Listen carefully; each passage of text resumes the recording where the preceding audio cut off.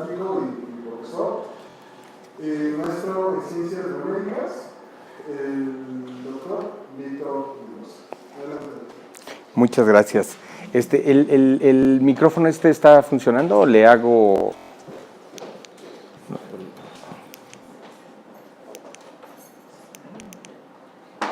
Bueno, ¿sí ya?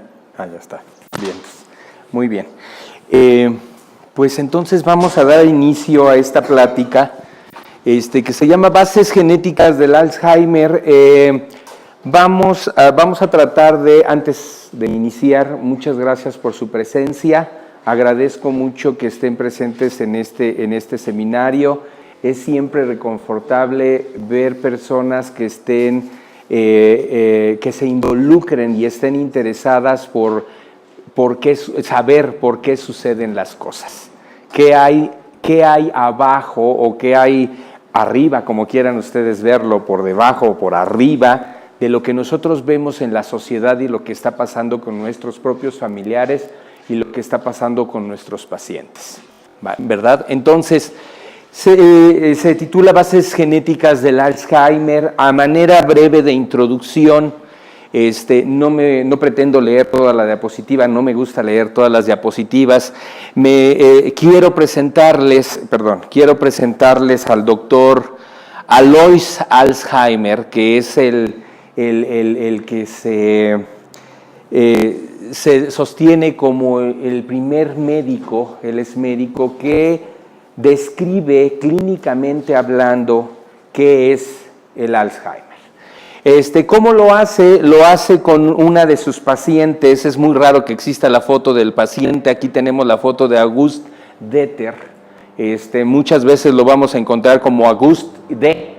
Y el doctor Alzheimer lo que hace es describir una enfermedad nueva para este tiempo, para principios del siglo XX, por ahí de 1901 a 1906, en el que se reporta el primer caso de una enfermedad. ¿Y cómo la describe? ¿Cómo describe esta enfermedad? Dice que hay un deterioro cognitivo. Algunas veces se van a presentar alucinaciones, delirios y problemas en el habla, cuyo estudio del cerebro post-mortem revela la existencia de ciertos cambios estructurales en el mismo. Hay que recordar que para inicios del siglo XX la medicina deja de estar, vamos a decirlo así, un poco satanizada. Le permiten a todos los médicos usar el cuerpo humano. ¿Para qué usan el cuerpo humano los médicos? Evidentemente necesitamos hacer autopsias, necesitamos hacer disecciones anatómicas para ver qué es lo que está sucediendo dentro del cuerpo en una persona que conductualmente no es, comillas, normal, es decir, no se comporta como el resto de las personas, ¿vale? Entonces, nada más, me gustaría hablar en este caso de este proceso que dice deterioro cognitivo. ¿Cognitivo qué sería? Cognitivo viene de una palabra que es cognoscente. ¿Qué quiere decir cognoscente? Conocimiento. Tengo a una persona que es cognoscente y tengo a un objeto que voy a conocer. La pregunta sería entonces, ¿cómo es que conozco las cosas? ¿Cómo sé que una silla es una silla o cómo sé que la persona que está sentado a mi lado es un familiar o es una persona extraña? Y algo más difícil todavía, que es el concepto, ¿cómo sé que la persona que está a mi lado es mi mamá o es mi papá o es mi hermano? ¿Vale? Entonces, este deterioro cognitivo se asocia al proceso de conocimiento. ¿Qué necesitamos nosotros para conocer? Bueno, para conocer el mundo que nos rodea necesitamos los ojos, ¿verdad? Si no tengo ojos, no puedo ver. Necesito el oído. Si no tengo el oído, no puedo escuchar. ¿Qué más necesitamos? El olfato. Si no tengo olfato, no puedo saber a qué huele. Puede haber un olor muy agradable que me produce una sensación de bienestar o un olor desagradable que me produce una sensación displacentera, y entonces eso va a hacer que me aleje de ese olor.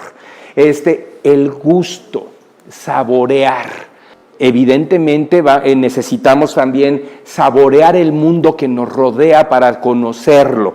Y el último sentido sería el sentido que hace mucho tiempo se llamaba el sentido táctil, y hoy se conoce como sentido somatosensorial, es decir, es el sentido que me permite reconocer a través del tacto, pero no solo con las manos, sino también reconocemos con el codo, reconocemos si estamos erectos, si estamos sentados, si estamos en una posición diferente. Le vamos a mandar información al cerebro ¿acerca de qué? Acerca de lo que está alrededor de nuestro cuerpo. Entonces, esta enfermedad que describe el doctor Alzheimer, dice, va a haber un deterioro cognitivo, es decir, vamos a tener, tengo a una persona, o describe August, una persona que no sabía o no reconocía lo que estaba a su alrededor. Y parecía que era de juego. Le presentábamos a la persona y le decíamos, es tu esposa. Bueno, algunas veces se nos olvida la esposa, ¿verdad? Eso es más que normal. Pero le decían, es tu esposa, y no la conozco, o sea, es la primera vez que la veo. Le decíamos cómo se llama, nos saludábamos, etcétera, etcétera, y se le olvidaba ese proceso cognitivo. Yo les digo a mis alumnos siempre, salgan al mundo ansiosos de probar todo. Hoy qué padre está la mañana, ¿no? Un calor agradable, solecito, está fresco. Eso lo sabemos nosotros y lo podemos describir. Eso es ser cognoscentes. ¿Qué quiere decir? Que tenemos un proceso cognitivo. Necesitamos algo más. Necesitamos ciertos elementos. Fíjense que aquí no está uno de los elementos importantes, que es la memoria. ¿Qué será la memoria? Es decir, será una actividad del cerebro que me permite recordar. Hoy por la noche, cuando ustedes estén a punto de dormir, cierren los ojos y sientan la sensación del sol en su piel. Y va a ser agradable esa sensación, no unos 40 grados centígrados en la calle y que estamos todos enojados, etcétera. No, esta sensación. Es más, muchos de nosotros vamos a suspirar y vamos a decir, qué agradable. ¿Qué pasó? Tuve el estímulo hace 12 horas, pero ahora ese estímulo lo estoy recordando en este momento y es como si lo estuviera viviendo. Cuando conocimos a la primera persona que amamos, pudo haber sido nuestro hijo, pudo haber sido nuestra pareja, vamos a cerrar los ojos y vamos a decir, lo acabo de recordar.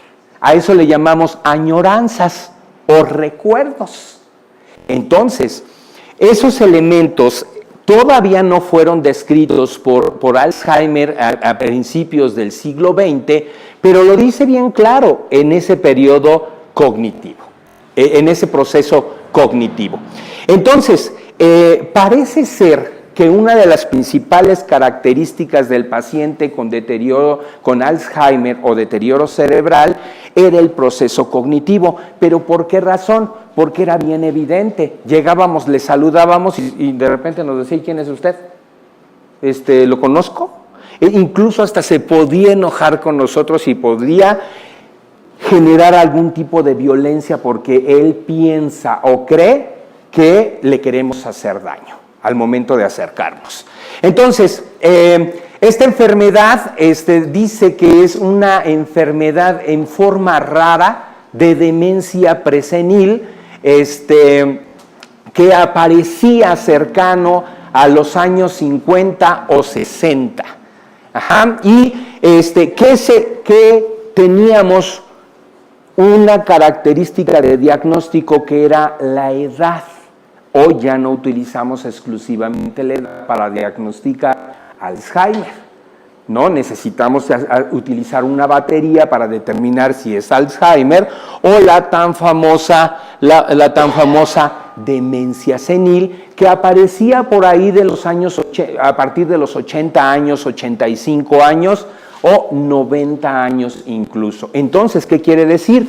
Había una demencia presenil, es decir, antes de los 80, y llegaba aproximadamente entre los 60 y los 65 años. ¿Qué quiere decir? Que no estábamos hablando de una demencia propia, de la edad, sino que estaba sucediendo algo con las personas antes que hacía que se presentara esa demencia. Yo quiero pedir una disculpa por esta palabra que dice demencia senil o demencia arteriosclerosis, precisamente por la palabra demencia. Hoy en día ya no se utiliza la palabra demencia. ¿Yo por qué la dejo aquí? Porque es un proceso histórico. Es como se conoce a la pérdida de procesos cognitivos. Entonces, hoy demencia ya no se emplea, ya lo que se conoce es como alteración o deterioro cognitivo. Parece ser que si yo le digo a una persona, y yo creo que sí, si le digo estás demente, estoy siendo grosero con la persona y entonces estoy utilizando un término que no es correcto utilizar, ¿vale? Pero así es como se describió. ¿Qué incluía esa palabra de deterioro cognitivo o, entre comillas, demencia? Pues que los procesos cognitivos se iban deteriorando. Nada más me gustaría saber, ¿qué entendemos nosotros por deterioro? Pérdida, ¿qué quiere decir? Que lo tenía, pero lo perdí. ¿Estamos? Entonces, ese elemento de deterioro me está diciendo que la persona era funcional. ¿Qué quiere decir que era funcional? Salía, recuerdan lo que describíamos hace ratito, salir, tener la sensación del sol, estaremos quizá a algunos 14, 15 grados centígrados, agradable, vamos caminando por la sombra o incluso al rayo del sol, y ese sería el proceso cognitivo. Entonces, se presentaba entonces entre personas de 45 a 60 años y al parecer estaba completamente asociada a la edad de la persona. No era una demencia que se presentaba a los 80 u 85 años, sino que más tardíamente. Entonces, necesitamos elementos que nos permitan diagnosticar ese proceso cognitivo que se observa en el Alzheimer. Y entonces necesitamos un grupo de personas capacitadas para que nos puedan dar un diagnóstico completo de lo que es la enfermedad. Entonces necesitaríamos a un neurólogo, nada más. El neurólogo entonces es aquel especialista que se encarga de la fisiología, es decir, de estudiar cómo funciona el cerebro y los nervios periféricos, y si la respuesta de los nervios periféricos y de los nervios centrales, en paréntesis sería el cerebro, es adecuada o se está perdiendo.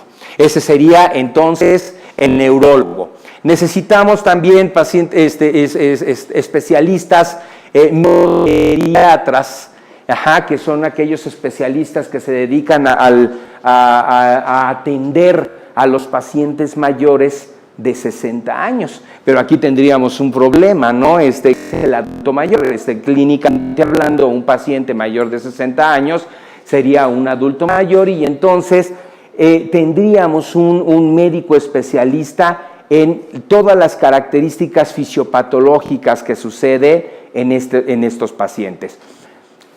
Decíamos, la diapositiva anterior decíamos que la descripción del Alzheimer se empezaba a realizar cuando teníamos pacientes de 45 años. Entonces, pues no podían ir al geriatra, tenían que ir con el médico general y con el neurólogo y evaluar su funcionamiento.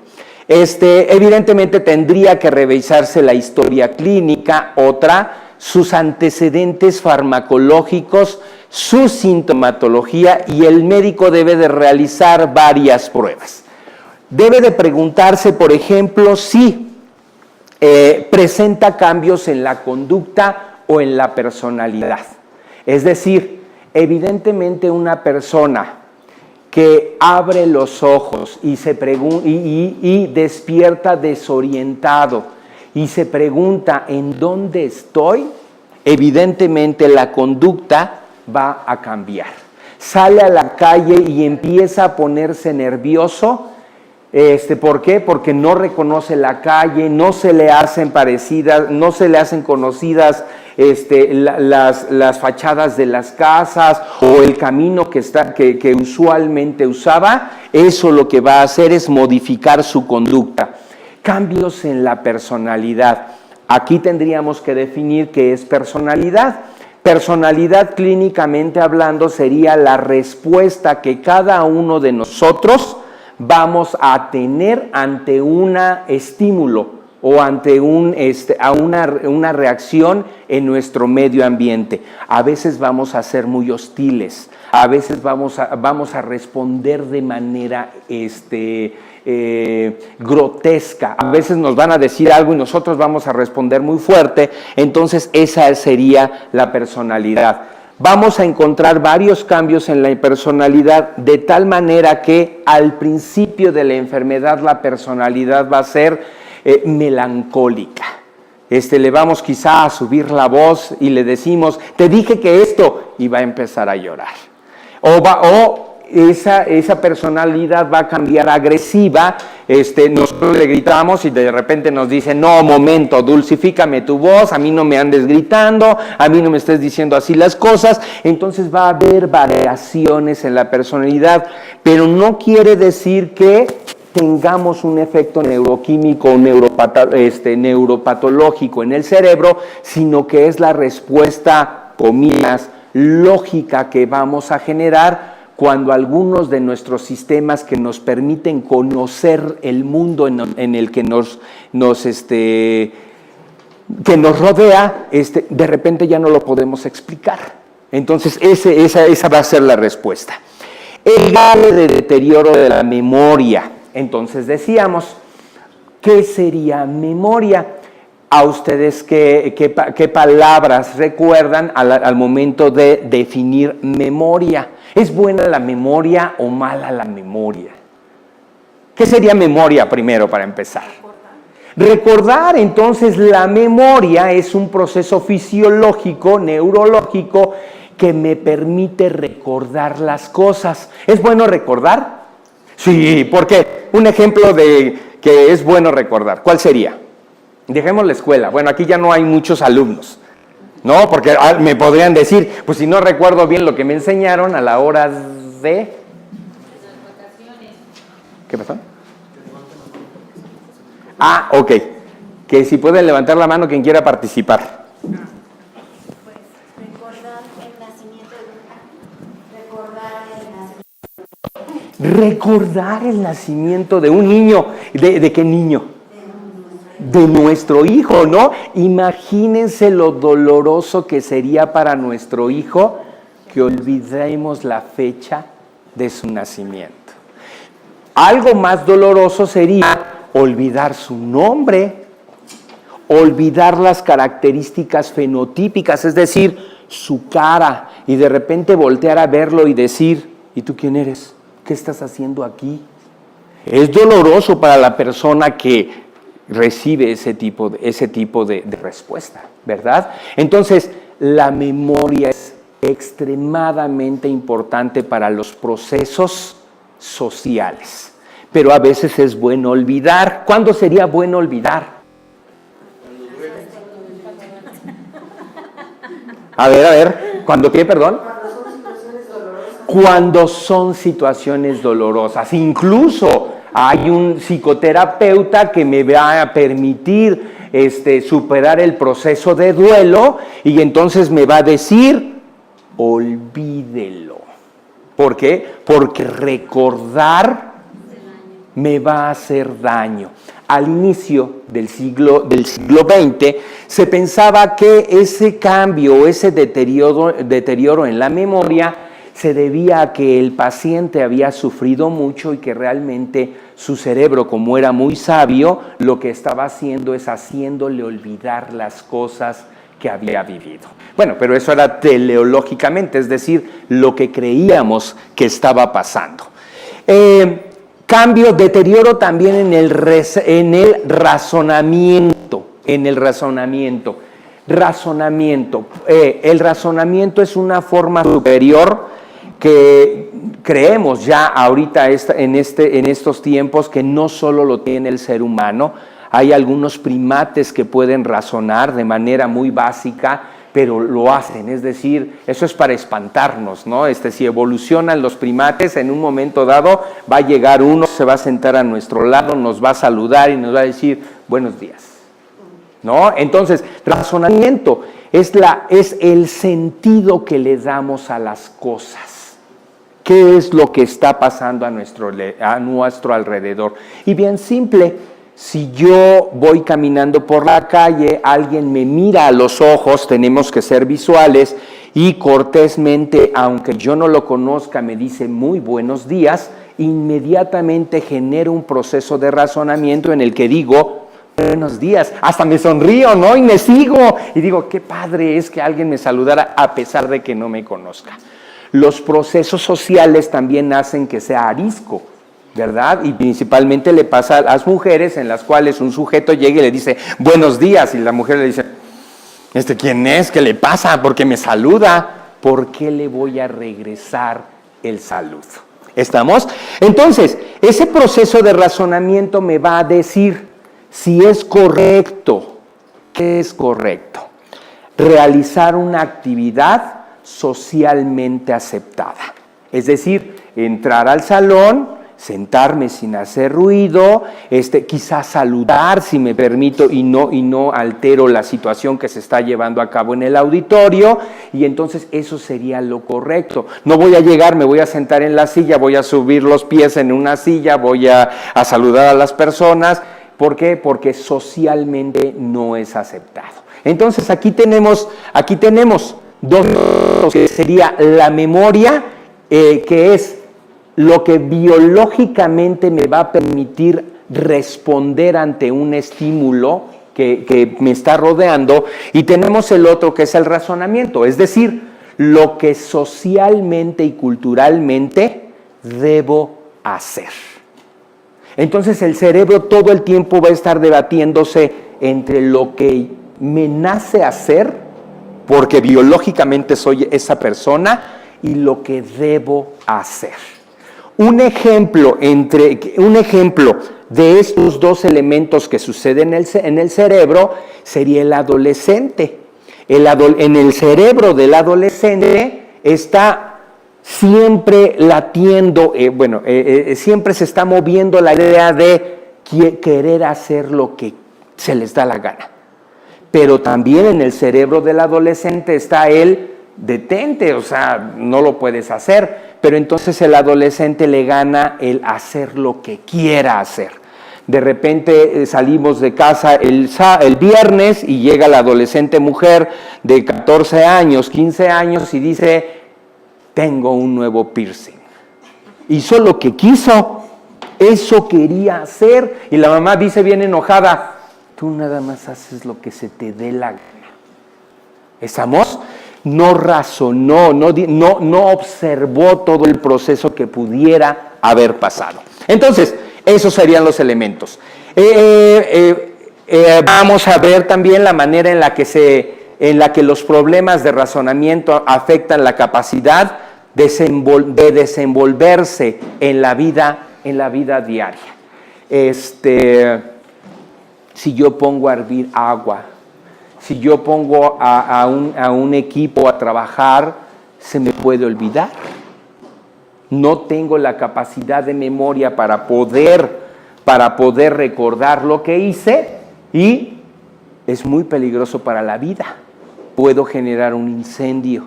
Entonces, este razonamiento me sirve para resolver problemas. Entonces, en general, para diagnosticar el Alzheimer necesito un grupo de médicos que soliciten, hoy en nuestros días, soliciten estudios de laboratorio que me permitan establecer que hay alteraciones biológicas a nivel cerebral y que esas alteraciones biológicas en el cerebro son las responsables de la conducta del paciente. ¿Vale? Perfecto. Ok. Bases neurofisiológicas. Ahorita ya tratamos de hablar, por favor, si tienen preguntas, a mí me gusta que me interrumpan, levanten la mano, todo lo que sea, no se queden callados, grítenme, hagan lo que quieran. Entonces, vimos las alteraciones en la conducta. Vamos a ver las alteraciones neurofisiológicas. La palabra neuro, pues significa nervio, es decir, ¿qué alteraciones suceden en un paciente con Alzheimer? En sus nervios. Evidentemente, ¿se acuerdan cuál era la principal característica del paciente con Alzheimer? Era deterioro cognitivo. La memoria y el razonamiento, hay un área en la cual se están regulando y esa área, nada más y nada menos, que es el cerebro. Evidentemente, tengo que ver qué está pasando en el cerebro. Ahorita ya la ciencia está muy avanzada.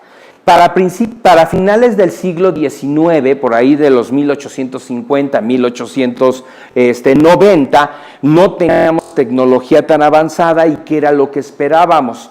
Esperábamos que hubiera un paciente que haya fallecido, se pedía permiso para revisar su cerebro y ver qué cambios había en el cerebro. Bueno, ¿qué es lo que sucede? Lo que sucede en el Alzheimer es que la funcionalidad de la neurona, esta sería una neurona, vamos a ponerle entre comillas, normal o saludable. Una neurona tiene más o menos esta morfología o esta forma, tiene dendritas, que serían estas que están aquí, tiene un axón y tiene un soma. Muy sencillamente, ¿qué quiere decir? Quiere decir que un soma o un cuerpo neuronal es aquel que regula lo que tiene que hacer la neurona. ¿Qué tiene que hacer la neurona? 3 funciones importantes. Una, tiene que recibir información. Una vez que la recibe, tiene que generar una respuesta. Entonces, recibe información, genera respuestas y transmite el impulso. ¿Qué quiere decir transmitir el impulso? Que le va a dar una orden a cada parte de nuestro cuerpo para generar una respuesta en relación a ¿qué? En relación al medio ambiente. Entonces, vamos a regresarnos al proceso cognitivo. Nosotros somos una persona X, vemos, olemos, saboreamos, sentimos y escuchamos. Todos esos estímulos llegan hasta el cerebro a través de las neuronas. Esas neuronas van a dar una respuesta. Por ejemplo, si llega una persona aquí al salón y lo que dice es, buenos días, ¿qué es lo que vamos a hacer? Todos lo que van a hacer, o la mayoría van a hacer, es buenos días. Algunos voltearemos, ¿no? ¿Quién saludó? Esa es la respuesta que genera el cerebro. Cuando la comunicación que está mandando esta neurona no es adecuada, pues escuchamos, buenos días. ¿Qué? ¿Buenos para quién o qué? ¿Estamos? ¿Se acuerdan razonamiento y se acuerdan memoria? Estoy haciendo lo que socialmente no es correcto. Me quedo callado. Y decimos, si venimos acompañados, ¿te diste cuenta? No saludó. Qué grosero o qué grosera. ¿Estamos? Y entonces estamos generando una calificación de la conducta. Bien, esto sucede. Bueno, los axones pueden ser tan largos. ¿Qué tan largos pueden ser? Aproximadamente el más largo ha de tener unos 15 centímetros de longitud. ¿Para qué quiero axones de 15 centímetros? Recuerden, el cerebro es el que le ordena a todo mi cuerpo. Si tengo calor, empiezo. O empiezo así. O bueno, digo, ya me voy a quitar el saco. Tengo mucho calor, ya no aguanto y me quito el saco. Entonces, el cerebro sensa o se da cuenta de todos los estímulos que están pasando en el medio ambiente y le ordena a mi cuerpo, le dice a mi mano, hazle así para que te des airecito, ¿no? No, muévete bien todo porque hace mucho calor, quítate el saco. Nos manda esa información. ¿Qué es lo que sucede en una persona con Alzheimer? ¿Se acuerdan? No tenemos ese sistema, no reconocemos los estímulos y le podemos decir, ¿y por qué está tan tapado? ¿Qué no tiene calor? Pues a lo mejor sí tengo, pero no le mando la información a mi cuerpo para que haga las cosas. Entonces necesito un cuidador externo. Necesito a alguien que se dé cuenta qué es lo que me está pasando para que me apoye y me quite el suéter cuando tenga mucho calor, o me lo ponga cuando ya empiece a sentir frío, o me dé de comer cuando ya tengo hambre, o me dé agua cuando tengo sed. ¿Estamos? Bueno. Ok. Sí, dígame. Bueno, mi esposo tiene Alzheimer. Entonces, bueno, le comentaba que mi esposo tiene la enfermedad de Alzheimer. Él ahorita ya está en una etapa avanzada. Ok. Pero sin embargo, por ejemplo, cuando tiene frío, sí que tiene sus cuerpos, aquí se le pone. Claro.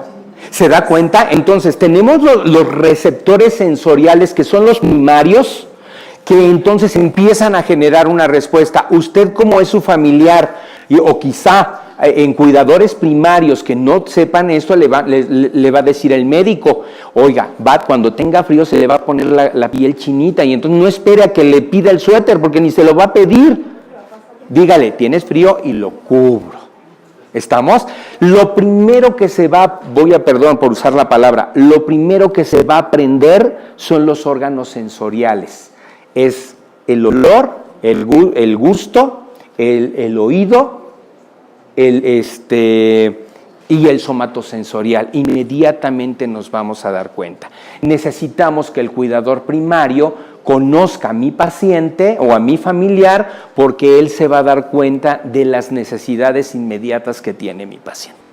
¿Vale? Ok, muy bien. Gracias. Sí.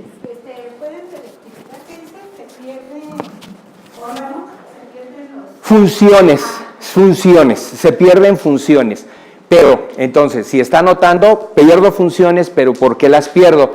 Porque los órganos sensoriales, que son los que me están metiendo información al cerebro para decir qué tengo que hacer o no tengo que hacer, ya no funcionan adecuadamente. ¿Vale? Ok. En este axón es un tubo real, por ejemplo, todos seguramente hemos salido a caminar al jardín, al parque, y llevamos nuestros zapatos tenis. Es más cómodo caminar con un zapato tenis o con un zapato cómodo, pues porque puedo caminar grandes distancias sin que me lastime.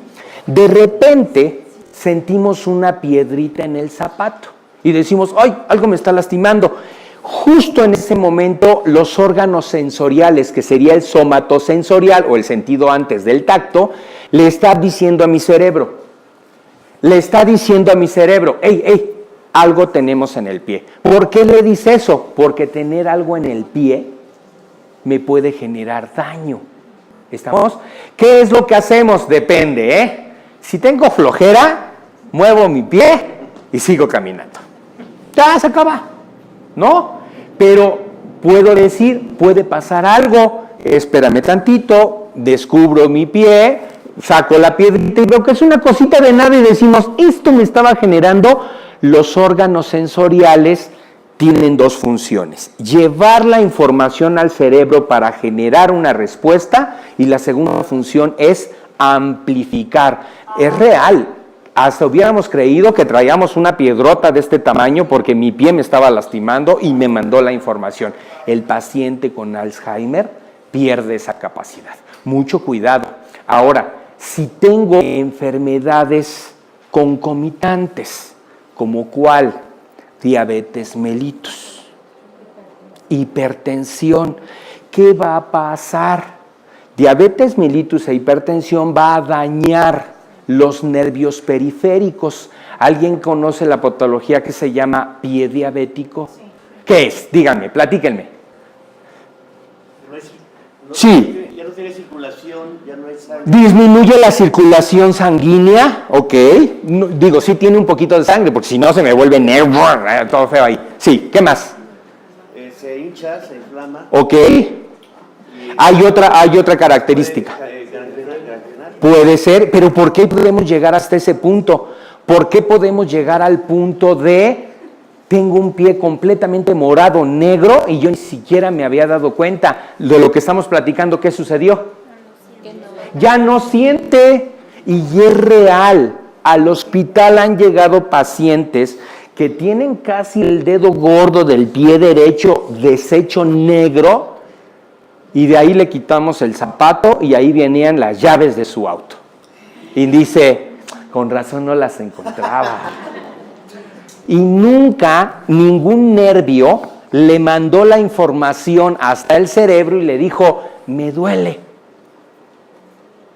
Entonces, primero, si cognitivamente mi paciente no tiene la capacidad de mandar la información al cerebro, y le aunamos hipertensión y le aunamos diabetes mellitus, pues entonces su cerebro no se va a dar cuenta de nada y de repente vamos a ver al paciente que anda así como medio cojeando y dice, no sé qué me pasa. Y ya revisamos el pie y podemos llegar hasta la última consecuencia, que sería la amputación de una extremidad.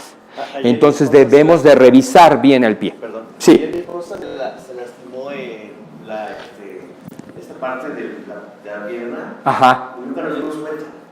Hasta que ya la llevé a la CIBRO en la noche. Ajá. Y inmediatamente me reportaron que tenía esto. Y yo me di cuenta cuando la cambié. Sí. Pero nunca no nos va a decir nada.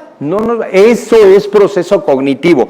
Proceso cognitivo es saber lo que me está pasando, decir lo que me pasa o hacer algo para que ya no me pase lo que me está pasando. Esa capacidad la pierde el paciente. Voy a hacer un paréntesis.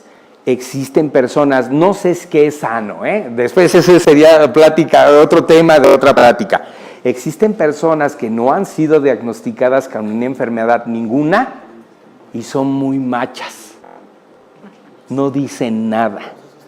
No decir nada afecta mucho también a nuestro cuerpo, ¿no? Me duelen cosas sentimentales, me duelen que haya perdido mi equipo de fútbol, me duele. Y no decirlo y no llorar me va a doler y me estoy deteniendo. Digo, no es tan importante el equipo de fútbol, pero por ejemplo, pierdo a un familiar, pierdo una relación de pareja, noviazgo, etcétera, etcétera. Tengo que hablar y tengo que decir qué está pasando para que mis órganos sensoriales me puedan avisar qué es lo que le está pasando a mi cuerpo. ¿Va? Entonces, hay una proteína que se llama proteína tau, y esa proteína tau forma a los microtúbulos que envían la información hasta el cerebro, ¿vale? En cuestiones normales. ¿Qué pasa en una persona que tiene Alzheimer? En una persona que tiene Alzheimer, vean ustedes, se ve un poquito dramático, el túbulo se ve como carcomido. Evidentemente la proteína tau empieza a desprenderse de la estructura del axón, empieza a desprenderse y ya hay disgregación de los microtúbulos, es decir, el tubo que conecta al medio exterior con el cerebro se está deshaciendo. ¿Qué pasa si ya la conexión entre el medio externo y el cerebro ya no funciona? ¿Qué va a pasar? ¿Qué pasa con la información? ya no llega la información al cerebro y por lo tanto ya no puedo generar una respuesta. El Alzheimer, a partir de 1985, se considera como una enfermedad crónico-degenerativa. Estamos crónico, ¿por qué? Porque dura mucho tiempo, dura hasta que el paciente deja de existir. Degenerativa porque no la puedo detener. Puedo hacer que vaya más lenta. Pero no puedo detenerla. En otras palabras, no se cura. ¿Estamos? Entonces, cuando está pasando esto en una neurona, lo que estamos viendo es deterioro, desintegración de los axones, la neurona se enferma y se empieza a morir. ¿Qué es lo que pasa en la masa cerebral del cerebro? Acá arriba tenemos un corte coronal de un cerebro, evidentemente es un cerebro sano, donde tenemos la corteza, que es la parte superior. Tenemos una área que se llama hipocampo. ¿A alguien le suena la palabra hipocampo? Caballo ¿de qué? Caballo de mar, ¿no? Yo siempre me acuerdo de las tortas del hipocampo. Entonces, ya me dio hambre. Entonces, bueno, resulta ser que los anatomistas, a la hora de estar haciendo cortes del cerebro, vieron el hipocampo y dijeron, esto se parece a un caballo de mar. No sé qué estaban comiendo, o no sé qué estaban haciendo, pero dicen que se parece a un caballo de mar. Cierto, sí se parece de acuerdo al corte que estemos realizando y tengo que hacer unas trampitas en la forma de cómo estoy. Es como una pieza de jamón, el cerebro sería una pieza de jamón, la meto en la rebanadora y estoy haciendo cortes bien finitos del cerebro y cuando muevo el cerebro de determinada forma puedo ver esa forma de caballito de mar, ¿no? Pero eso ya es estético, ya se tiene que hacer con otros fines. Ok. Esto es lo que pasa. Me gustaría detenerme en esta hipocampo. El hipocampo es el área del cerebro. Las memorias. Ahí es donde van las memorias. Hay dos tipos de memoria. Una que se llama memoria episódica, que guarda episodios de nuestra vida. Un episodio de nuestra vida. Todos tenemos episodios de nuestra vida y son episodios buenos o episodios malos. Un ejemplo. Primera comunión, me gusta esa. Cuando yo hablo con mi abuelita, ella me dice, ¿qué día fue su primera comunión? ¿Cómo fue su vestido? ¿Qué dieron de comer? ¿Quién fue su madrina? Si llovió, hizo calor o cómo estuvo en su primera comunión. Y ya, todos con lujo de detalles me va a decir todo lo que pasó ese día. Hace quizá 60, 70 años. Pero se acuerda, es más, dice, ese día tu tía se peleó conmigo por esto y por esto y por esto. Memoria episódica. La memoria episódica es la que forma nuestra vida. Qué feo sería olvidar los episodios de nuestra vida. Cuando me casé, cuando nació mi primer hijo, cómo se llama mi hijo, cómo se llama mi mamá, en dónde vivo o quién soy. ¿Estamos? Hay memoria conceptual. Esa es la que los adolescentes utilizan en la escuela. Nosotros también, ¿no? Pero no van y nos preguntan, ¿qué es psicología? Digo, nadie nos para en el mercado y nos dice, a ver, definición de psicología. Pues no sé. Pero en la escuela, pues sí, ahí sí me agarran y me dicen, defina psicología. ¿Cuántas corrientes psicológicas existen? ¿Qué es neurona? ¿Qué es neurofisiología? Son memorias de conceptos. La memoria episódica puede ejercitarse. ¿Cómo ejercitaríamos la memoria episódica o cómo lo hacemos normalmente? Platicando, por ahí dice, ¿no? Recordar es volver a vivir.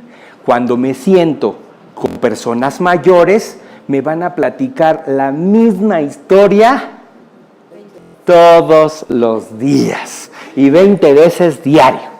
¿Estamos? ¿Qué es lo que están haciendo? A eso se le llama pensamiento relativo. Oye, pero te dije que tal día fui y visité a tu tía, llegué, toqué y no estaba, pero me di la vuelta y encontré a otra persona. Sí, ya me lo dijiste. Y es la 4ª vez que me lo dices en 1 hora. ¿Ok? ¿Qué es lo que está haciendo el cerebro? Reiterando y se está asegurando que su memoria episódica no le falle. Porque si pierdo mi memoria episódica, perdón, pero pierdo la vida. ¿Estamos? Memoria conceptual, pues si voy a la escuela y estudio, ¿y cómo estudian? ¿Me recuerda cómo estudié? Digo yo porque ya no estudio, ya se me olvidó cómo estudio. Agarro un libro, ¿qué hago? Lo leo, lo repito hasta el cansancio y luego juego con mi mamá y le digo mientras me lleva al carro, me lleva a la escuela, ay, pregúntame. Y me pregunta, le contesto, no sé si es buena, pero estudios han demostrado que después de que pasa el examen, 2 meses después, ya se me olvidó el 80% de todo lo que me aprendí. ¿Estamos? Entonces lo mejor es tener memoria episódica, relacionar los conceptos con la vida diaria. Entonces, nada menos y nada más que el hipocampo es el que regula esa parte.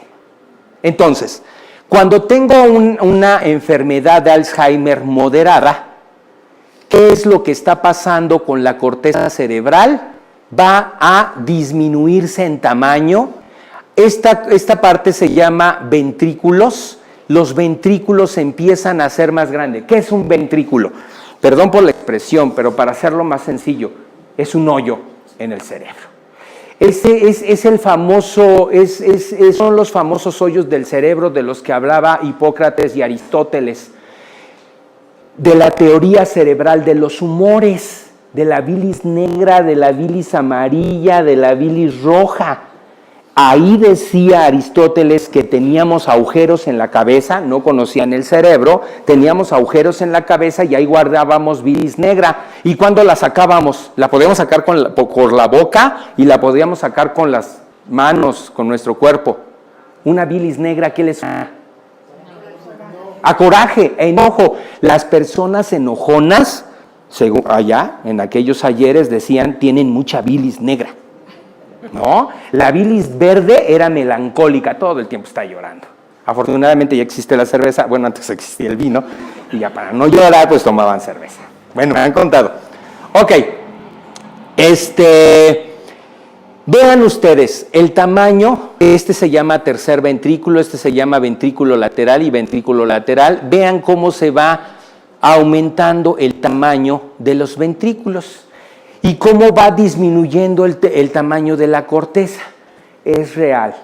El cerebro se va achicando en el paciente con Alzheimer. El problema es que empezaba a partir de los 45, 60 años de edad. Hoy en día, ya parezco Fox, ¿verdad? Desde el 2010 se han descrito pacientes con 35 años y con proceso de degeneración tipo Alzheimer. ¿Qué necesito? El estilo de vida tiene que ser muy, no sé si malo, ¿cómo le llamaríamos? No existe lo malo ni lo bueno, un estilo de vida muy acelerado. Ok, muy acelerado. No duermo a mis horas, consumo mucho alcohol, ¿no? ¿Qué tiene que ver el alcohol? Pero bueno. Consumo mucho alcohol, me desvelo mucho, vivo en un nivel de estrés muy elevado, los niños, la colegiatura, la renta, mi esposa, mi amante, etcétera. Genera problemas cerebrales, ¿no? Entonces, todos esos estímulos en personas más jóvenes están generando alteraciones tipo Alzheimer. Tenemos el problema en CIE-10, que es un libro de referencia que me permite determinar las enfermedades, decir si tiene la enfermedad, no tiene la enfermedad, CIE-10 y DSM-5. Entonces todavía no sé si entra en Alzheimer o entra en una alteración cognitiva temprana, pero tenemos personas de 35 años de edad con esas características. No duermen, consumen mucho alcohol, fuman mucho, viven en una ciudad estresante, tienen que pagar la colegiatura, hacen la comida, suben la leche, etcétera, etcétera. Ese tipo de personas son las que presentan cerebros con estas características. ¿Qué diferencia hay entre este cerebro sano y este cerebro con Alzheimer severo, enfermedad de Alzheimer severo? El tamaño del cerebro. El cerebro se hace chiquitito. Evidentemente, si se hace pequeño, perdí ¿qué? Neuronas, perdí neuronas, y si pierdo neuronas, pierdo facultades, pierdo capacidades para realizar mis actividades diarias. Por favor. Disculpe, ¿esto tiene asociación? ¿Esto que nos comenta tiene asociación con las percepciones? Sí, completamente. Porque usted puede tener una percepción totalmente distinta a la mía. Sí. Del mismo fenómeno. O hecho. Completamente. Entonces mi percepción va a estar alterada. No estoy de acuerdo en llamarle percepción alterada, pero ¿por qué se le llama médicamente hablando percepción alterada? Porque no es, comillas, la normal, la que debería de presentar. Hay alteraciones en la percepción, hay alteraciones en la memoria, hay alteraciones en la respuesta, en toda la respuesta del paciente va a haber alteraciones. Sí. ¿Estos estudios solamente se hacen cuando la persona ya falleció o es posible antes?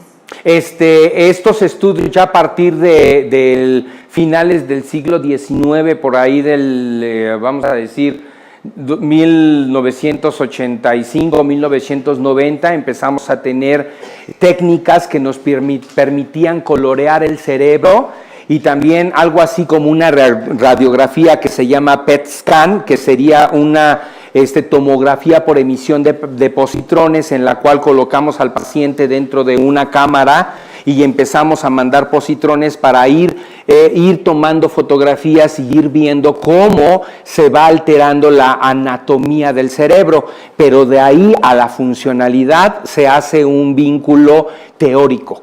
Si le falta el hipocampo, no tiene memoria. Me voy a la clínica, le digo unas cosas o le pregunto a sus familiares, ¿quién es ella? ¿Quién sabe? ¿Qué hace aquí? Yo cuando llegué ya estaba.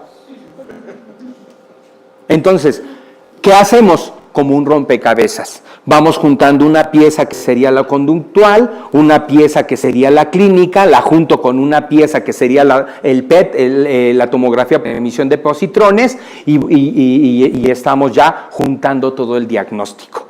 Pero para principios del siglo XX, 1910, 1920 aproximadamente, teníamos que esperar hasta que el paciente falleciera para poder tener su cerebro y ver qué pasaba en ese cerebro. ¿Vale? Afortunadamente ya no pasa eso, ¿no? Sí. Yo me quedé Si quiere, permítame. Esta es mía.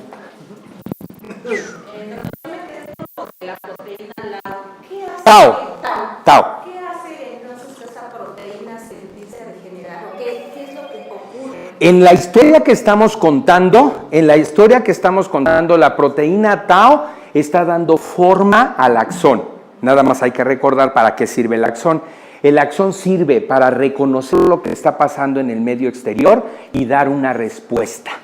¿Qué está pasando? No sé, no se me adelante. Ahorita contamos el segundo capítulo. Ahorita le decimos. ¿Alguien más?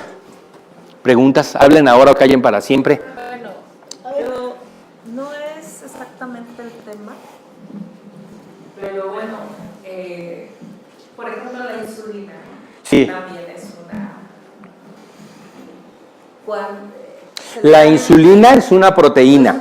se considera hormona. ¿Por qué? Porque nuestro cuerpo la produce, pero la libera a la sangre, al torrente sanguíneo. Sí, pero se le da hay un medicamento para que esto se regule, vamos. ¿Qué? ¿La insulina? Que ya entonces los nutrientes puedan entrar y ya funcione como debe. Ajá. Aquí en este caso, ¿hay algo para que entre a eso y funcione? No. O sea, era totalmente diferente, pero bueno. Ah, no, pero está muy bien. Y la pregunta está muy padre y muy bien planteada. ¿Por qué? Porque si hay una enfermedad en la que yo le doy insulina a un paciente y mejora su condición, ¿por qué no hay otra insulina u otra cosa que le dé a mi paciente y mejore su condición? Por una razón. Porque las proteínas, como la proteína, me lo regresamos, como la proteína tau es estructural, no es hormona como la insulina. Entonces, a mis pacientes que tienen diabetes mellitus, también es una enfermedad crónica degenerativa, dejan de producir insulina. ¿Qué le pongo? Pues insulina. Sencillo. ¿Por qué se considera enfermedad crónico? Porque va a vivir, porque la va a tener hasta que muera mi paciente. Degenerativa, ¿por qué se considera? Porque cada vez, si no me cuido y si no tengo las previsiones adecuadas, voy a empeorar hasta que llegue la muerte. Me voy a morir más rápido. Pero aquí no. Desafortunadamente no nos hace falta una sustancia que pueda suplir. Eso es la farmacología, ¿no? Me siento triste, voy a la farmacia y le digo, deme una pastilla de la felicidad. Y sí, es real. ¿Por qué me siento triste? Porque me hace falta serotonina y me hace falta dopamina. Y me dan serotonina y dopamina y me siento más alegre. Pero aquí no. No recuerdo el nombre de la pastilla que me dijeron que le diera a mi papá para que, bueno, esa neurona hiciera conexión, ya no con la que ya no... Que la hiciera con otra. Ajá. ¿Es cierto? Muy difícil. Muy difícil. Muy difícil que exista ese medicamento. O sea, lo que me han dado luego para mi papá me dice, no, es que lo que va a hacer es que haga conexión con otra. ¿Qué le pueden dar? Le pueden dar factores de crecimiento neural. Se llaman factores de crecimiento neural o interleucinas. Y sí, si yo le doy ese fármaco a mi paciente, a mi familiar, la probabilidad de que las neuronas generen conexiones se incrementan. Pero va a costar mucho trabajo que se llegue a ese proceso, uno, por la edad de mi paciente, dos, porque a esa edad que tiene el paciente las neuronas ya no van a crecer. Es más factible que las neuronas mueran. Sí, aquí lo que me decían era que, bueno, a lo mejor estas dos no, pero esta sí puede hacer una conexión. Puede, o sea... Nemantina. Nemantina. Ah, sí, pero otra vez, la probabilidad de que mejore mi paciente es muy baja.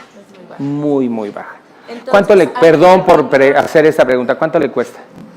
No sé, mi hermana, carísimo. Y a nivel riñón, ¿afecta mucho? Sí. O sea, ¿el precio es muy Sí, alto? yo le recomiendo terapia cognitiva. No estoy pidiendo que lo lleve a un psicólogo, que juegue con su paciente. Digo, que no abuse de su paciente, que juegue con su paciente. Salir al campo, ya me volví muy campirano, perdón, discúlpenme. Salir al parque, preguntarle qué ves aquí, por qué pasó, hacer que su cerebro trabaje. Jugar dominó, jugar memorama, platicar. Yo a mis alumnos, cuando me ven mis alumnos no creen que vean novelas, pero sí veo novelas. Y veo novelas que le gusta a algún paciente que estoy tratando en ese momento. Mi mamá va a cumplir en abril 70 años. Está muy bien, afortunadamente. pero también le fallan sus procesos cognitivos. Y le digo, ¿qué novela quieres ver hoy? Y digo, no ve las novelas nuevas, porque a ella de 70 años le parecen una atrocidad las novelas del día de hoy, ¿no? Ella ve el canal de televisión de las novelas antigüitas, ¿no? Ya llevamos muchas veces, ya se me olvidó el nombre de las novelas. Tengo que ver unas novelas más frecuentemente. Una que me acuerdo mucho es Hasta que el dinero nos separe, ¿no? No sé alguien si la haya visto, pero es una historia en la que uno se enamora de otro, se ven feo, y yo de repente llego con mi mamá y le digo, ¿qué le dijo? No sé. ¿Cómo que no sabes si le estoy viendo? Es que perdí detalle. ¿Qué pasa? Se queda dormida, a veces atiende otra cosa. Ese es jugar. Entonces yo me siento con ella, aunque sea 15 minutos, y veo toda la historia, y podemos realmente conectar todas las historias y decirle, oye, a ver, ¿y ella qué es? ¿Ella quién es? No sé, ahí apareció.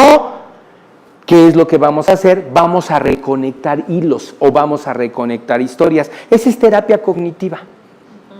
Es como si llevaran a su familiar o a su paciente al gimnasio cerebral. Que evidentemente no pueden llevar a ver la forma del agua o las 50 sombras de Grey, no, bueno, quien quiera la lleva. No, pero yo no me veo con mi mamá llevándola ahí. Bueno, no tiene nada de malo, la llevaría.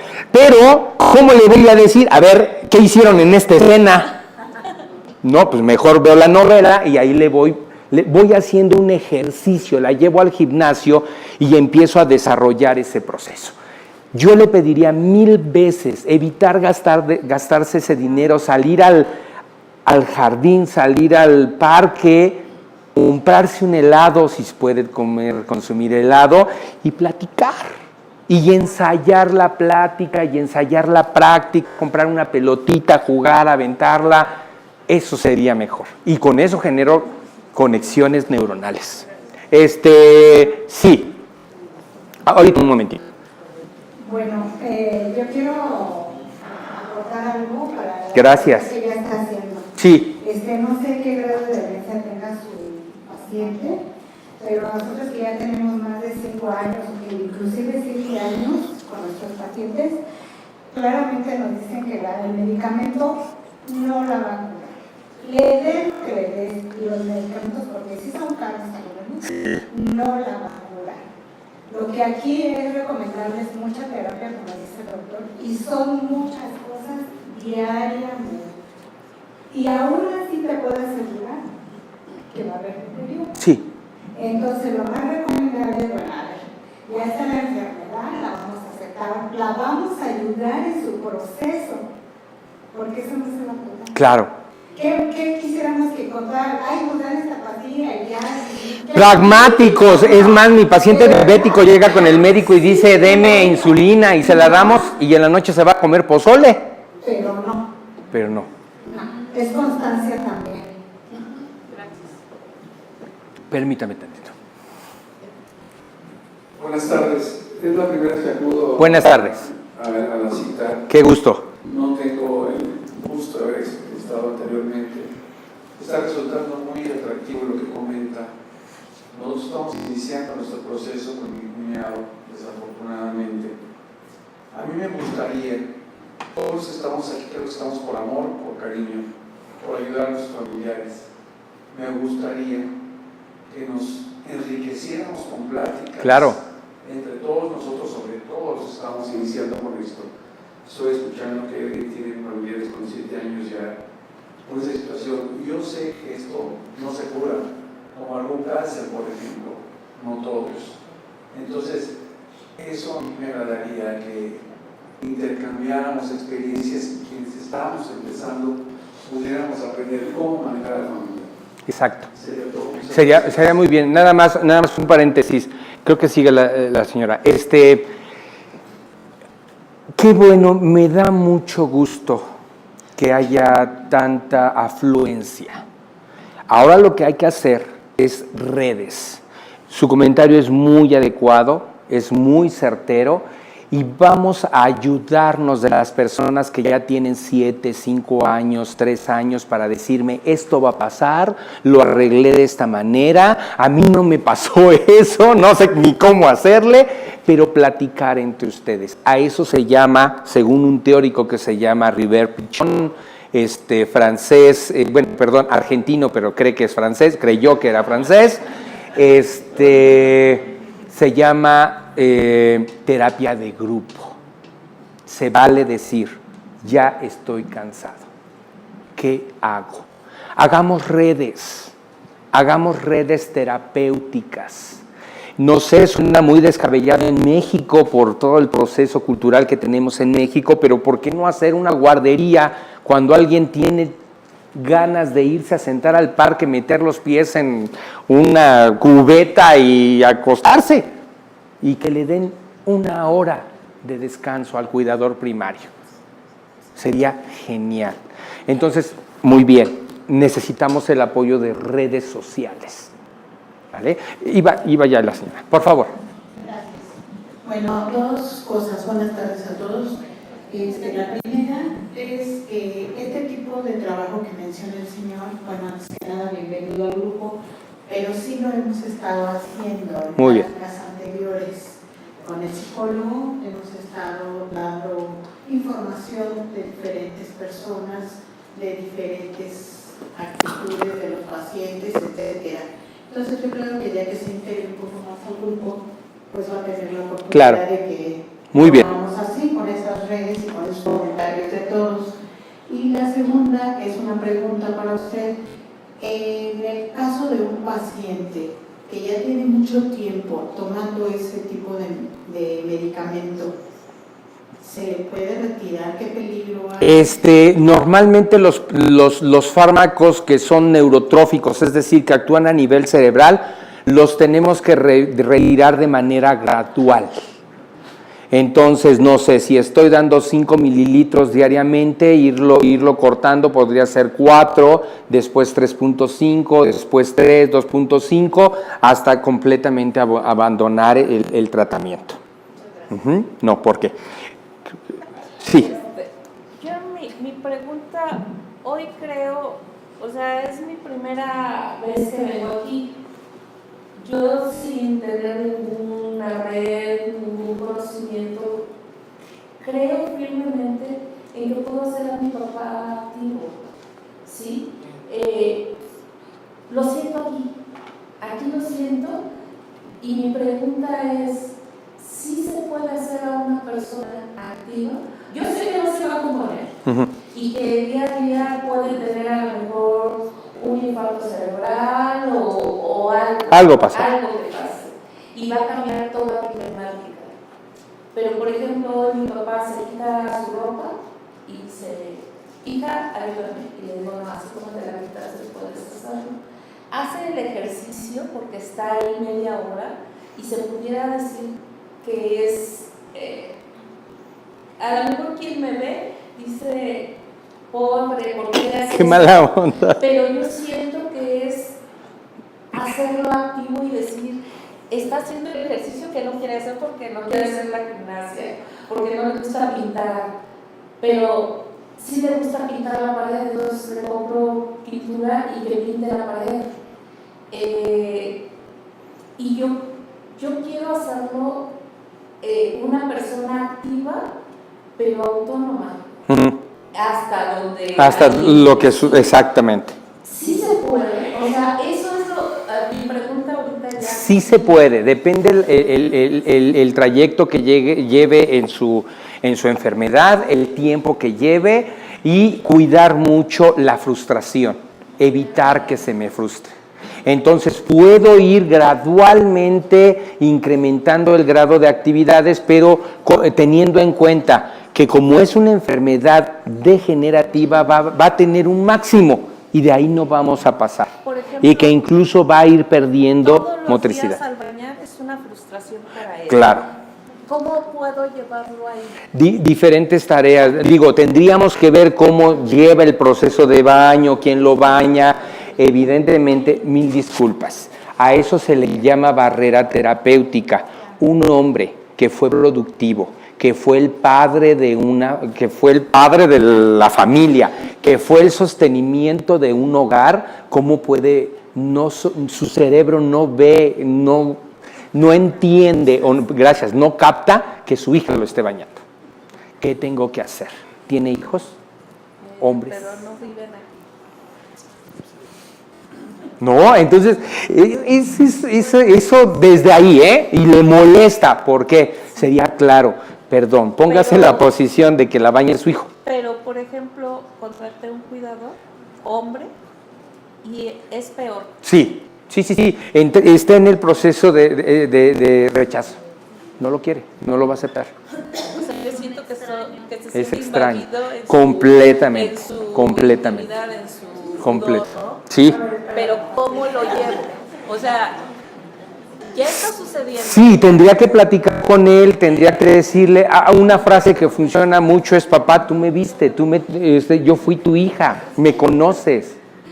Yo te voy a conocer, que te conozca y que te vea, no quiere decir que estén pasando otros procesos, confía en mí. Lo más importante es la confianza que podemos tener entre nosotros. Emoción? Sí, claro. Con todo respeto, sí, no claro. puede hacer diálogo, No. Perdón, Sí, tiene razón. No tiene... debe de ser perdón, Sí, está bien. Con todo respeto, Sí. La señora ya dijo, mejor yo ya lo hago. Ya hace mucho. O sea, perdón, Perdón, sí, okay. Nada más rapidito. Tiene que verlo directamente. Sí, directamente. Sí, está bien.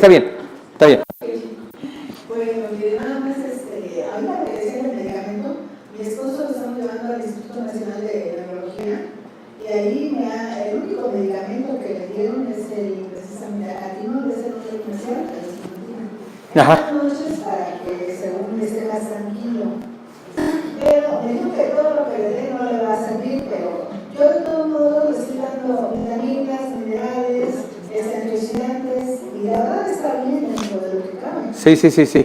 Sí, tendría que ser un complemento general.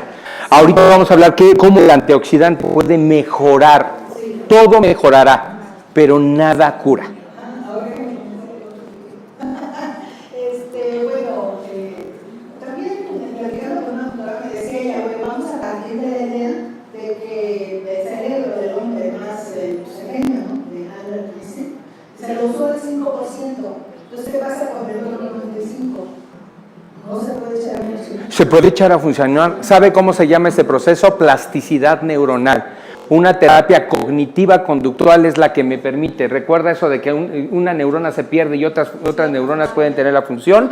Tengo que poner a trabajar, tengo que poner activo a mi paciente. Rita Montalcini fue una neuróloga, murió hace unos 10 años aproximadamente, murió de 112 años. Jamás se le olvidó nada. Fue ganadora del Premio Nobel Mujer. O sea, ya eso es mucho que decir. No sé por qué, pero es mucho que decir. Y ella dijo, a la hora de que le preguntaban, ¿y cómo le hace si tiene usted más de 100 años? Si tiene más de 100 años, no se le olvidan las cosas. Joven, llevo a mi cerebro al gimnasio y leo todos los días. Eso es. Activar. Permítame tantito. Rapidito, sí. Perdón. Sí, perdón. Perdón, audiencia.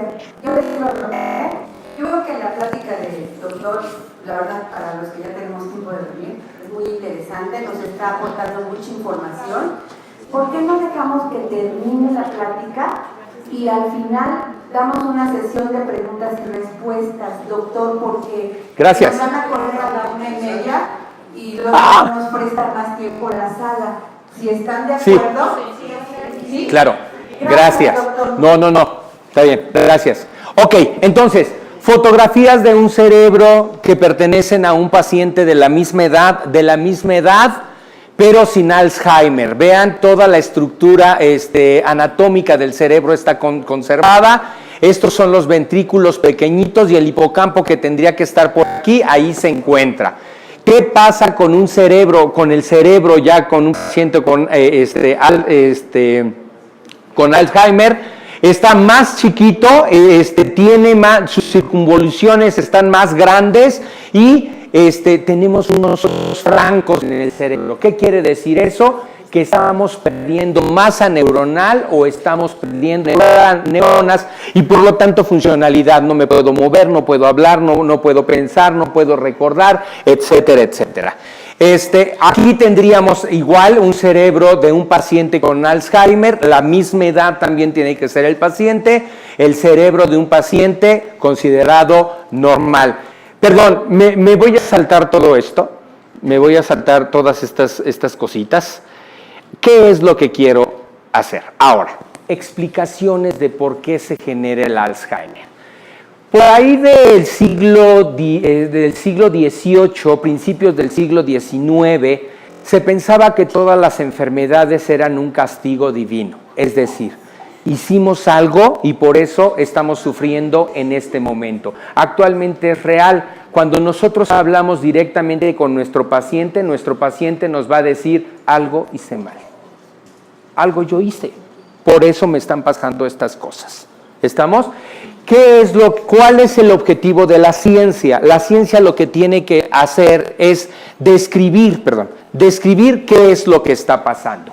Una de las teorías más fuertes en neurología y neurofisiología para que generan el Alzheimer o que describen la generación del Alzheimer es algo que nosotros conocemos como apoptosis.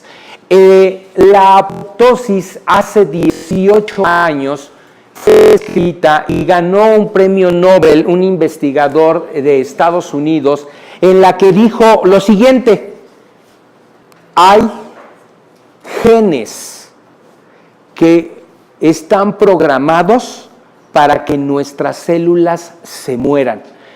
Hace 18 años creó una revolución y dijo, no te creo, ¿cómo puede existir adentro de una célula un gen o una partícula que haga que se muera la célula? Entonces a eso se le llama apoptosis, es decir, la apoptosis es conocida como muerte celular programada, es decir, las neuronas de nuestro cuerpo todas tienen genéticamente una información que dice te vas a morir en esta fecha. ¿Estamos? ¿Qué pasa con Alzheimer y con todas las enfermedades neurodegenerativas? ¿Qué sucede? Que las neuronas tienen fecha de caducidad, pero que hay factores externos que hacen que la fecha de caducidad llegue más rápido, pero también factores externos que hacen que la fecha de caducidad llegue más tarde, pero de que va a llegar, va a llegar. ¿Estamos? Entonces, acá esperemos que podamos echar a andar un video. ¿Cómo le haría aquí? Gracias. Tenemos una fotografía de la apoptosis y muerte celular programada. ¿Qué les está pasando a las neuronas del hipocampo? ¿Se acuerdan? La de la memoria. Ahí, justo ahí. Ahí estamos. Este es un video de un laboratorio. Vean entonces. Ay, perdón. La emoción. Ahora sí. Estas células fueron hechas crecer en un medio de cultivo, en una caja Petri.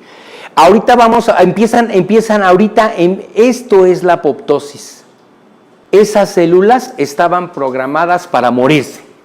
¿Qué es lo que sucede en un paciente con Alzheimer? Se empiezan a morir sus neuronas. ¿Se acuerdan de los cerebros que veíamos en pacientes con Alzheimer y que tenían hoyos y que se veían más chiquitos?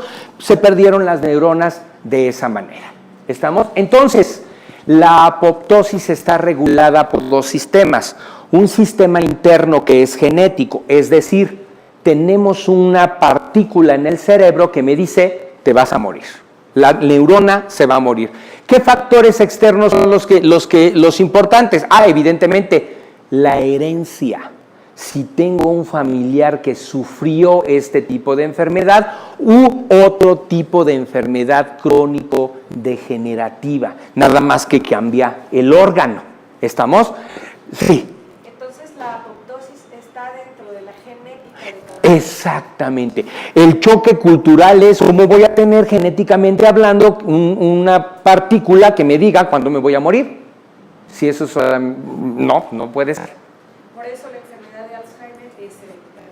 Por eso la enfermedad de Alzheimer es hereditaria. Ok, perfecto. Entonces, dos elementos. Es genético interno y puede ser externo. Entonces, cuando no dormimos, cuando tomamos mucho alcohol, cuando estamos muy estresados, cuando tenemos problemas económicos y cuando tenemos problemas familiares, el medio ambiente hace que mi cuerpo genere algo que se conoce como radicales libres. Entre más estrés haya en un paciente, mayor probabilidad tiene de tener una enfermedad crónico-degenerativa. Pero si le uno que tengo una tía, tengo un primo, mi abuela, mi bisabuela padeció alguna enfermedad o esta enfermedad, la probabilidad de que se presente la enfermedad se incrementa. ¿Ok? Ok. Dentro de esas células, dentro de las neuronas, existen partículas o corpúsculos que se llaman cromosomas. Todos nosotros tenemos estos cromosomas, entonces tenemos pares de cromosomas y estos cromosomas están pintados de colores oscuros, blancos, y me están diciendo que esos cromosomas tienen una función específica, ¿vale? Entonces, ese cromosoma está formado por genes. Estos son los genes, y esos genes básicamente están formados por una serie de bases químicas. Se llama citosina, guanina, adenina y tiamina. ¿Estamos? Entonces, esas estructuras o esas bases van a formar parte, me voy a regresar un poquitín, van a formar parte de estos cromosomas. ¿Cuál es el cromosoma que estamos más constantemente o que conocemos? Pues el cromosoma X y el cromosoma Y. A este par de cromosomas le llamamos los cromosomas sexuales, es decir, esos cromosomas me dan las características fenotípicas, es decir, me van a decir anatómicamente si voy a ser hombre y si voy a ser mujer. A esos cromosomas se les llama cromosomas ligados al sexo. ¿Estamos? Entonces, esta estructura del cromosoma, toda esta estructura va a tener información específica como tener apoptosis o no tener apoptosis. Ok, así es como se están formando los cromosomas. Entonces, bien sencillo, son unas pares de bases que se están todas se están juntando y forman un cromosoma. Se llaman entonces, estas patitas se llaman telómeros y este centro evidentemente se llama centrómero. Esa es la forma que tienen. Aquí tenemos una fotografía artística, o sea, a alguien se le ocurrió, voy a pintar un pedazo amarillo, un pedazo verde, un pedazo de este color, etcétera, etcétera, y entonces los voy a acomodar en pares de cromosomas. Acuérdense, tenemos a nuestros cromosomas sexuales. Voy a hacer una pregunta bastante fuerte. ¿Quién será fenotípicamente la persona que tiene genes XY? ¿Qué será? ¿Mujer u hombre? Mujer. El XY es mujer, el hombre entonces ¿qué será? XX. Entonces el hombre no tiene este cromosoma y tiene un cromosoma similar a este X y será XX. Por lo tanto, los hombres somos los XX y las mujeres son las XY. Nada más la presencia o ausencia de ese cromosoma o la presencia de otro cromosoma X o Y nos da fenotípicamente la característica de ser hombre o de ser mujer. No nos queda claro, nos permite tener niños, o sea, ser los que damos la vida a un bebé, o solamente ser el portador de un gameto para que se embarace la mujer y bye bye, voy por cigarros y ya no regreso. O bueno, lo que quieran. ¿Estamos? Ok, bueno, antes, el famoso cromosoma 21. Ordeno los pares de cromosomas, el primer par, segundo par, tercero, bla, bla, bla, bla, bla, bla, 20 y el 21. Ese cromosoma 21, ¿cómo nos da problemas? ¿Por qué? No lo sabemos. No sabemos por qué, es decir, la información que tiene el cromosoma 21 está muy asociada a muchas alteraciones en la salud de las personas. ¿Alguien recuerda qué es la trisomía 21?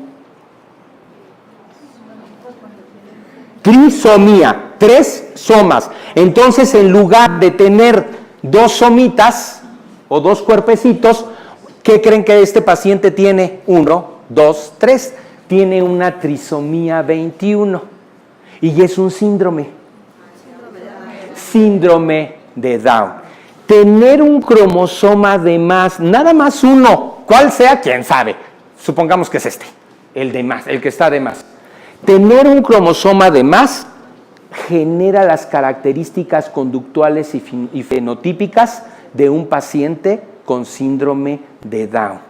Ahora sí creemos que estos cromosomas o mapa de cromosomas que se encuentra en nuestras células y que me hereda mi papá y mi mamá, la conjunción, en el par número 1, uno viene del padre y otro viene de la madre. Y cierta información del padre viene heredada de la madre y de su padre. Pero a su vez la información del padre y de la madre vienen heredadas de la abuela y del abuelo. Por eso voy a tener enfermedades que hereditarias, es decir, se van heredando, nos las van pasando nuestros familiares conforme va creciendo nuestra familia. ¿Estamos? Tenemos enfermedades genéticas o cromosomales, es decir, que hay una alteración en el cromosoma o en el mapa cromosomal o genético. Algo sucedió. Por ahí de la época, a finales de los 70, no sé si alguien recuerde, un famoso fármaco que se llamaba talidomida. Era un fármaco que generaba mutaciones en los cuerpos cuando se los tomaban las mamás y cuando daban a luz a sus bebés, les faltaba un brazo, les faltaba una pierna. ¿Estamos? Entonces, ¿qué es lo que pasaba? Hay fármacos que actúan directamente sobre los cromosomas y pueden alterar la función de la persona. ¿Estamos? Por lo tanto, cuando hay medicamentos y tenemos un paciente o un familiar que es mujer y sabemos que puede estar embarazada o se quiere embarazar, pues evidentemente lo tiene que decir para que no tengamos ninguno de estos problemas. Bueno, pues entonces, toda la información, hagan de cuenta que esto es una neurona. Dentro del núcleo de la neurona está una doble cadena de ácido desoxirribonucleico, forman un gen, se dice supercoil, se empieza a enredar, se enreda tan fuerte a través de unas proteínas que se llaman histonas, que nada más le sirven para mantener al DNA, y se forma un cromosoma. ¿Estamos? Así es como se ven los cromosomas en los humanos, así, de esa manera. ¿Cuál es la estructura de un cromosoma? ¿Se acuerdan? Estas cosas largas se llaman telómeros. Todo es griego, todos son términos griegos. Tele significa lejos. Entonces, los telómeros son estructuras de los cromosomas que están lejos. ¿Lejos de quién? Del centro. Muy bien. Por lo tanto, el centro se llama centrómero. Nada más vamos a regresarnos. Todos se parecen. Digo, este es mi dibujito estilizado, se ve más bonito, y este es lo real, este es un cromosoma real. Realmente las patitas de acá o los telómeros superiores o inferiores se pueden abrir, ¿vale? Ok, entonces, del centrómero hacia arriba voy a tener brazos P, y del centrómero hacia abajo voy a tener brazos Q. Entonces, cuando yo llevo a mi paciente con un genetista o cuando yo llevo a mi paciente a un hospital que se dedica a hacer análisis genéticos, me va a decir, su paciente tiene un problema en el cromosoma 21, P12, Q14.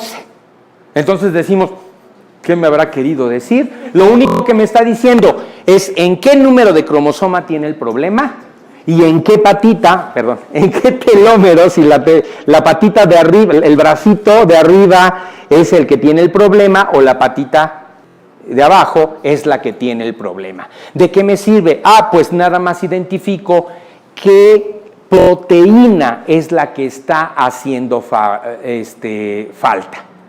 La proteína tau está sintetizada por ese cromosoma. La mayoría de todos los Alzheimer clínicos que podemos encontrar en la práctica, la mayoría son del cromosoma 21. Algunos serán del 14, algunos serán del 16. ¿De qué me sirve? Sencillo.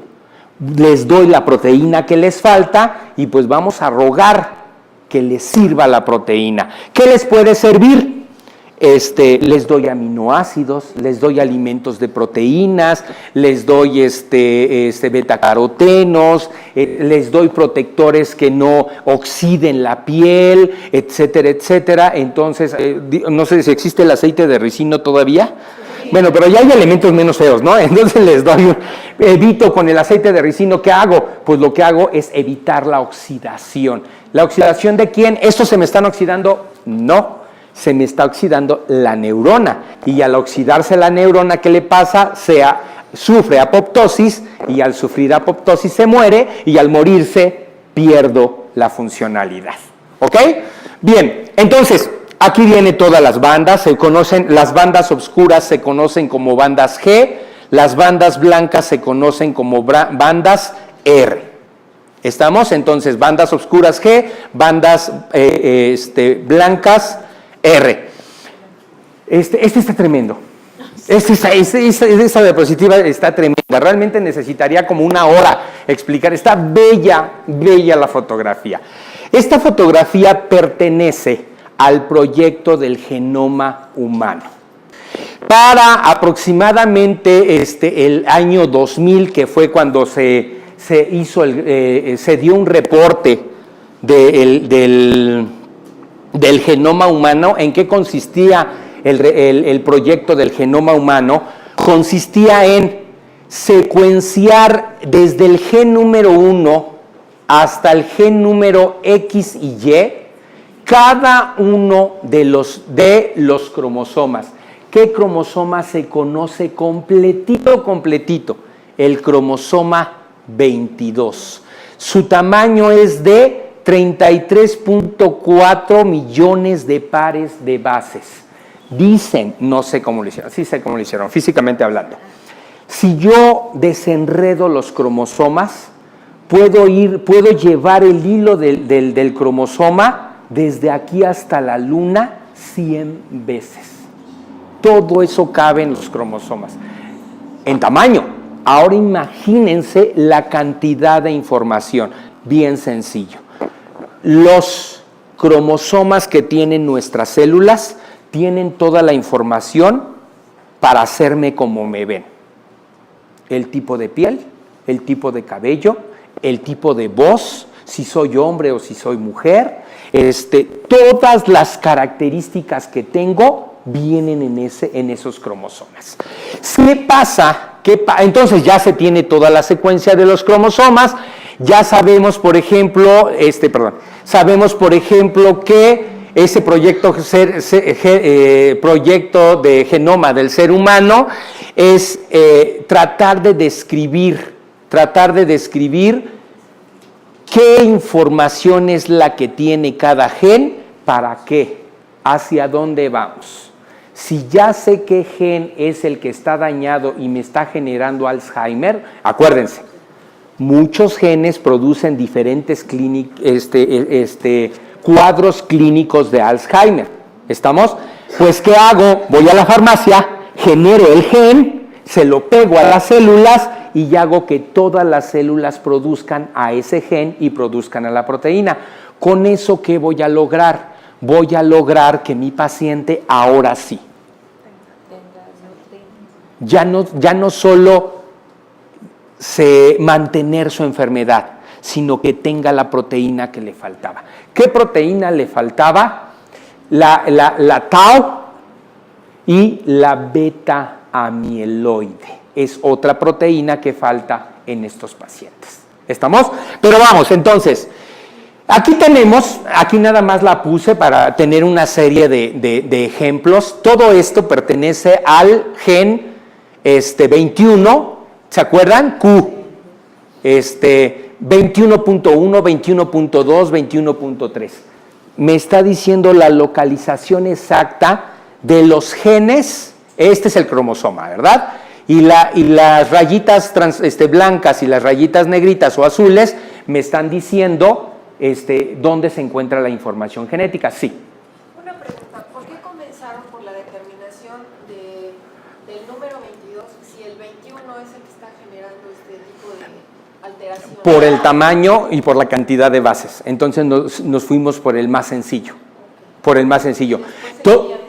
Sí, ahorita están fuertes sobre el 22. Ahora, lo ideal, todos me preguntan, por ejemplo, mis alumnos, ¿y por qué no empezaron por el primero? ¿Se dieron cuenta del tamaño del primero? Si tiene millones de bases, imagínense la cantidad de bases. O sea, terminamos en 100 años. Y el proyecto Genoma, pues ya se va a la basura porque no me están dando un resultado directo. Es real. ¿Qué es lo que tratamos de buscar? Sacar el gen del paciente, irnos a una caja Petri como las neuronas que les enseñé, hacer que el cromosoma empiece a generar la proteína y se la meto al paciente. Y se tiene que componer. Así lo hemos hecho con insulina. Vimos que no tenía insulina. Lo primero que usábamos era insulina de cerdo. Es el que me generaba más problemas inmunológicos y me dejaba ciego más rápido. Atacaba la retina y tenía problemas de visión. ¿Qué hicimos? Vimos que el cerdito se parecía a nosotros. Bueno, algunos se parecen más a cada uno de nosotros. Le metíamos la insulina y ya está. Hoy en día, ¿qué hacemos? Ustedes pueden decir, estoy desesperanzado, ¿por qué razón? De aquí a que encuentren la cura, mi paciente a lo mejor y ya no está. Bueno, ¿qué nos ha ayudado? Su vivencia nos ha ayudado. Fíjense, hoy en día sacamos el gen de insulina, lo metimos en una caja Petri y sintetizamos insulina recombinante humana, que es la que nos dan en IMSS, ISSSTE y Secretaría de Salud. Ahí, en un frasquito así, me dicen pónganse 20 unidades, 80 unidades de insulina recombinante humana. Los efectos colaterales que una insulina humana puede generar comparada con la insulina de cerdo, pues son muchísimo menos. ¿Cuál es la idea? Lo que se hizo con insulina, la humanidad lo hizo.